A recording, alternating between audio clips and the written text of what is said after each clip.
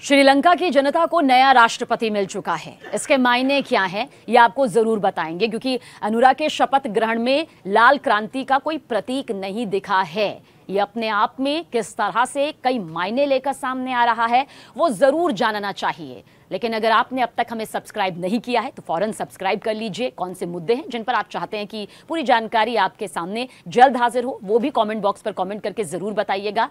बहरहाल अनुरा दिसानायके, जिन्होंने सोमवार को श्रीलंका के 9वें राष्ट्रपति के तौर पर शपथ ली। हमने श्रीलंका में कई उथल पुथल देखी है, हमने श्रीलंका को कई दौर से गुजरते हुए भी देखा है, लेकिन आखिरकार श्रीलंका को 9वां राष्ट्रपति यहां पर मिल चुका है।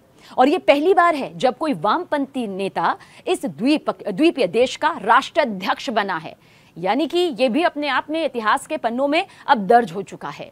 दिसानायके मार्क्सवादी विचारधारा वाली जनता विमुक्ति पैरानुमा यानी कि JVP से आते हैं, और माना जा रहा था कि शपथ ग्रहण में वामपंथी की निशानी लाल कपड़े में नजर भी आ सकते हैं, यानी कि लाल क्रांति का प्रतीक दिखाई दे सकता है।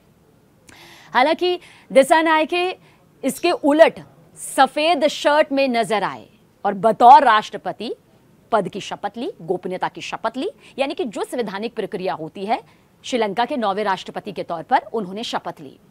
कोलंबो स्थित राष्ट्रपति सचिवालय में बेहद सादे तरीके से शपथ ग्रहण समारोह का आयोजन किया गया, जो कि पहले से तय भी नजर आ रहा था। यहां श्रीलंका के चीफ जस्टिस जयंत जयसूर्या ने दिसानायके को शपथ दिलाई। दिसानायके को 42% देखिए वोट यहां पर मिला है। चुनाव में पहली बार राष्ट्रपति पद के लिए दूसरी वरीयता के वोटों की गिनती की गई है, और यह तब हुआ जब दिसानायके और समागी जन संध्यान्या के उम्मीदवार सजित प्रेमदासा जरूरी वोट प्रतिशत हासिल करने में नाकाम रहे, और इसके बाद दूसरी वरीयता के वोटों की जो गिनती करने की जरूरत यहां पर पड़ गई।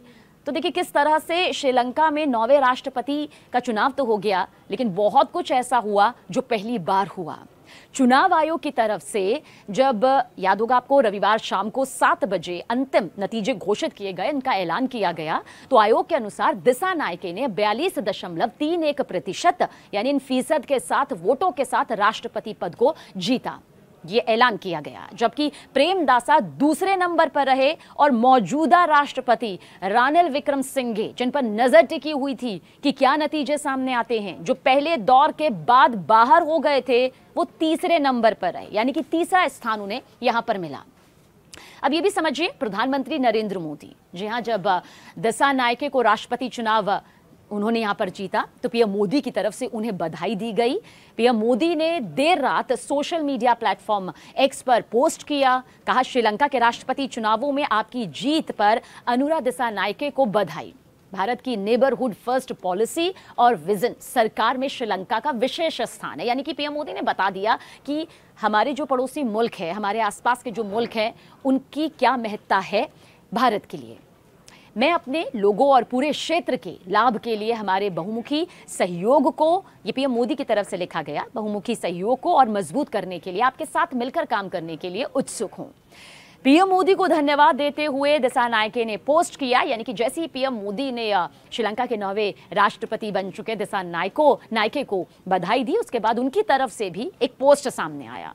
पीएम मोदी, आपके समर्थन के लिए धन्यवाद। मैं हमारे देशों के बीच रिश्तों को मजबूत करने में आपकी प्रतिबद्धता को साझा करता हूं। साथ मिलकर हम अपने लोगों और पूरे क्षेत्र के लाभ के लिए सहयोग बढ़ाने की दिशा में काम कर सकते हैं, ये उनकी तरफ से जवाब दिया गया। दिसानायके की जीत के ऐलान के बाद उनसे मिलने वाले पहले लोगों में भारतीय उच्चायुक्त भी शामिल थे। भारत और श्रीलंका के रिश्तों को लेकर ये तस्वीरें बहुत ज्यादा खास हो जाती हैं। श्रीलंका के 2022 के आर्थिक संकट को पूरे विश्व ने देखा, किस तरह से वो आर्थिक संकट आया, एक बहुत बुरा दौर यहां पर श्रीलंका ने जरूर देखा। भारत के निर्णायक राजनीतिक और आर्थिक समर्थन ने दोनों देशों के रिश्ते को देखिए बेहद मजबूती यहां पर दी। उस वक्त भी मजबूती की मिसाल पेश की है हिंदुस्तान ने। सख्त जरूरत के वक्त में भारत ने अपने पड़ोसी देशों के प्रति अटूट प्रतिबद्धता हमेशा दिखाई है।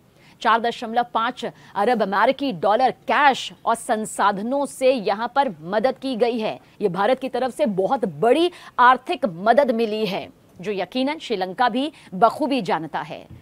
नौवें राष्ट्रपति के तौर पर दिसानायके काबिज हो चुके हैं और उम्मीद की जा रही है कि भारत और श्रीलंका के रिश्ते बढ़ते वक्त के साथ, बदलते वक्त के साथ मजबूत यहां पर होंगे।